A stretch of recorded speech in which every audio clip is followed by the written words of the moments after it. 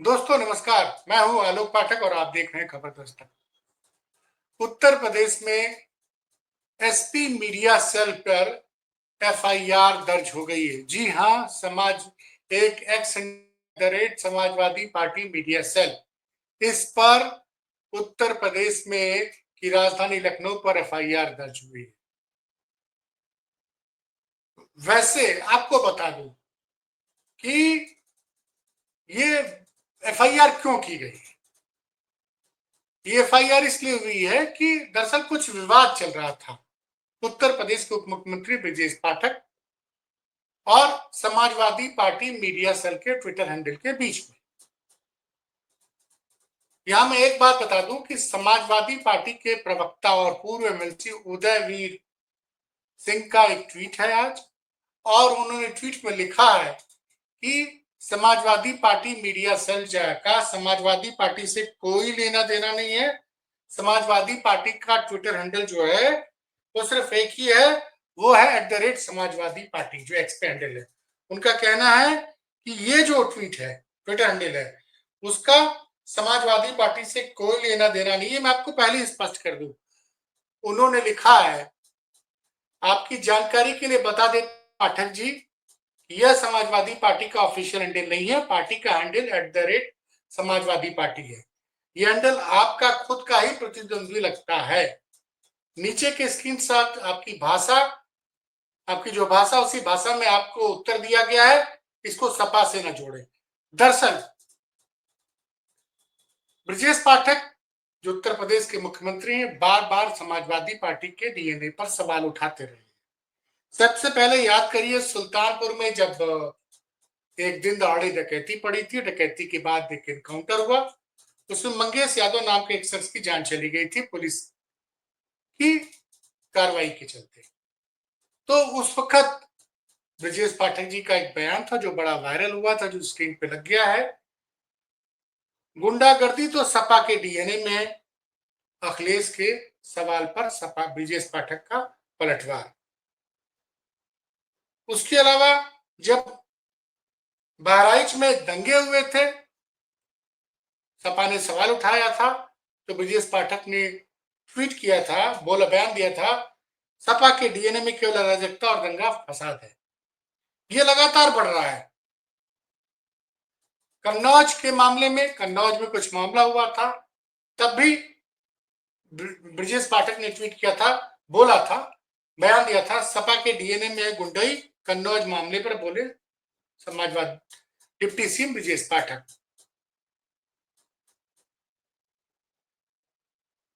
तो और महाकुंभ में आपको याद होगा, भगदड़ मच गई थी मौनी अमावस्या के दिन, और कई लोग की जान चली गई थी। उस पर भी ब्रजेश पाठक ने कहा था कि महाकुंभ के राजनीतिकरण में बीजेपी सजापे में जंगमंद। ब्रजेश पाठक ने अखिलेश पर हमला बोला, कहा सपा के डीएनए में है तुष्टीकरण। अब ये सवाल थे।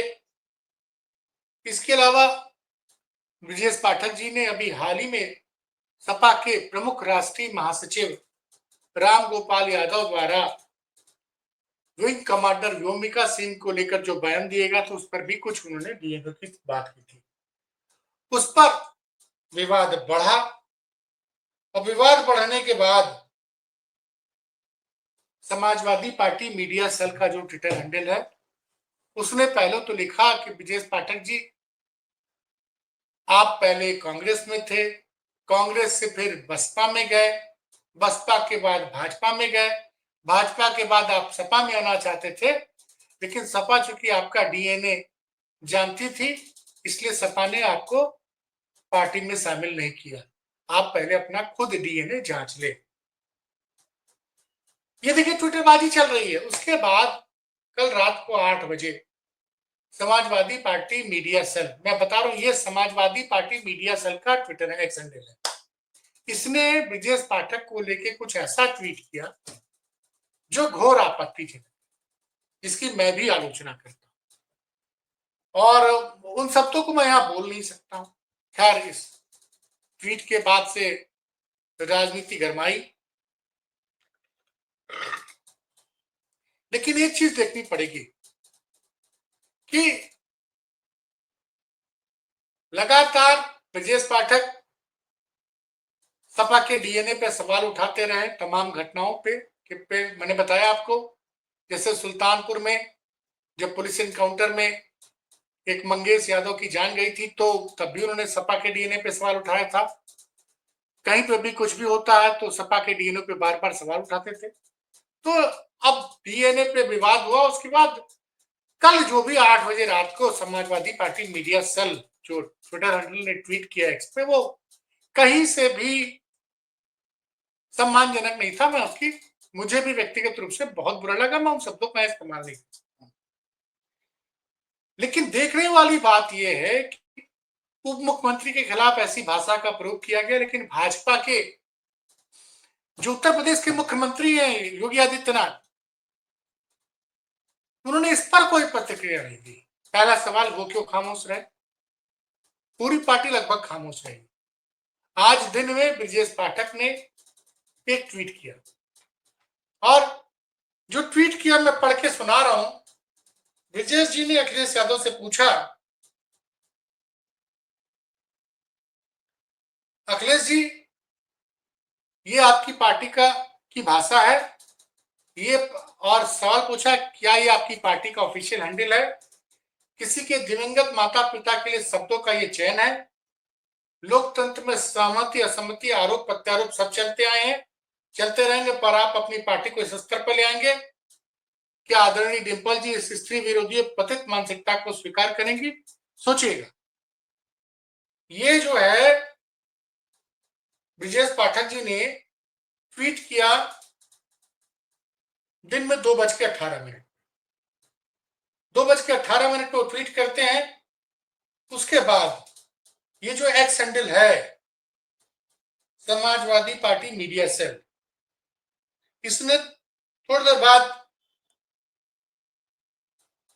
इसका ट्विटर हैंडल है @mediacelSP।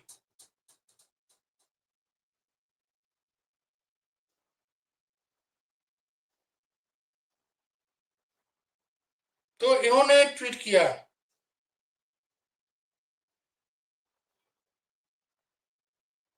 ब्रजेश पाठक जी आप स्वास्थ्य मंत्री हैं, क्या आप डीएनए लैंग्वेज को समझते हैं? बस इतना ही आपको समझाते और समझाने के लिए आपकी भाषा में आपको जवाब दिया गया था। हम तो ट्वीट डिलीट कर दे रहे हैं, लेकिन आप आइंदा से डीएनए लैंग्वेज का इस्तेमाल करने से पहले सोचिएगा का, क्योंकि जब आप किसी कांच के ऊपर पत्थर मारते हैं तो पलट कर टुकड़े अपनी ओर भी आते हैं। दलीय मत भिन्नता हो सकती है, लेकिन जो डीएनए वाली भाषा आप अक्सर ज्यादातर इस्तेमाल करते हैं वो भी कतई अस्वीकार है। आइंदा आप भी अपनी भाषा के चयन में सावधानी रखिएगा और आरोप प्रत्यारोप कीजिए, परंतु ये बिलो द बेल्ट लैंग्वेज का इस्तेमाल आइंदा मत कीजिएगा। साथ में वो स्क्रीनशॉट लगा हुआ है जब जब ब्रजेश पाठक जी ने सपा के डीएनए पे सवाल उठाए।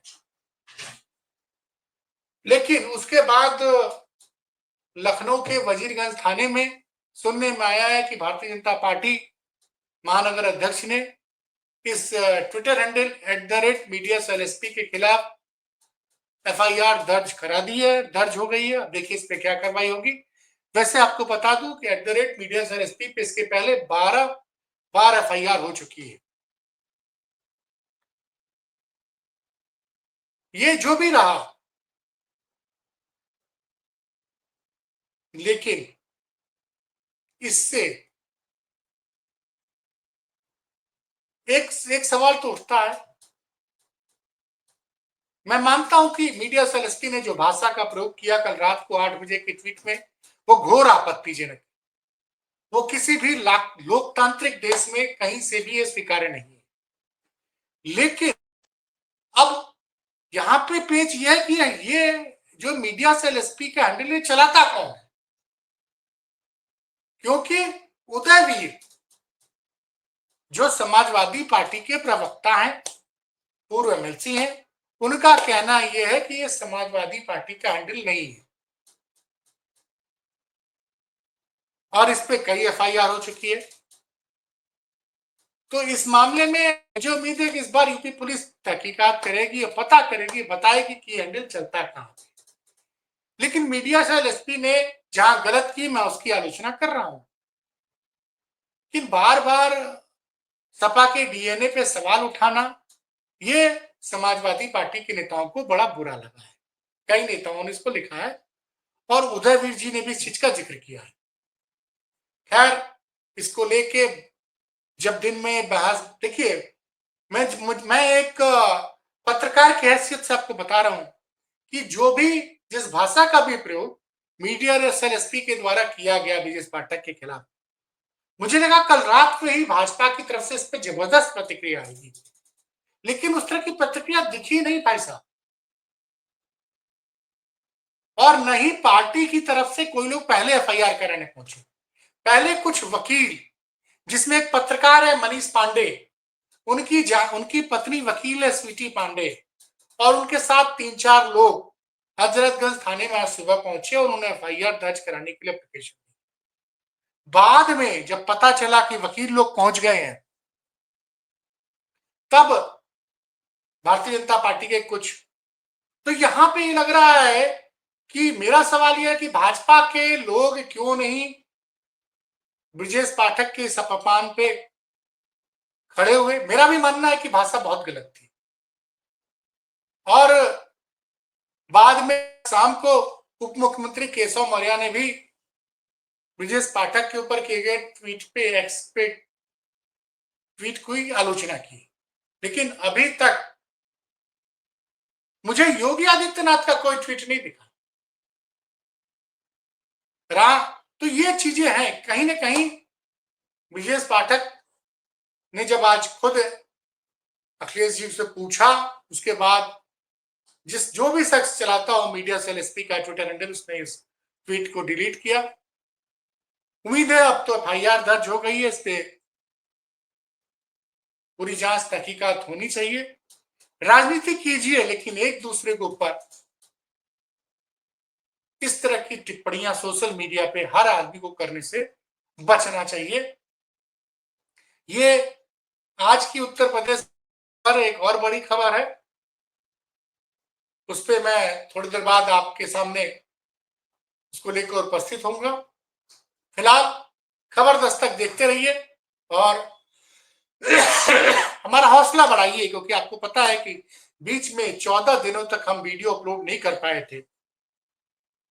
इस वक्त हमें आपके सहयोग की जरूरत है, इसलिए ज्यादा से ज्यादा अगर आपको हमारे वीडियो अच्छे लगते हैं तो उसको शेयर कीजिए, और फिर कहूंगा चैनल को सब्सक्राइब कीजिए। बहुत बहुत धन्यवाद।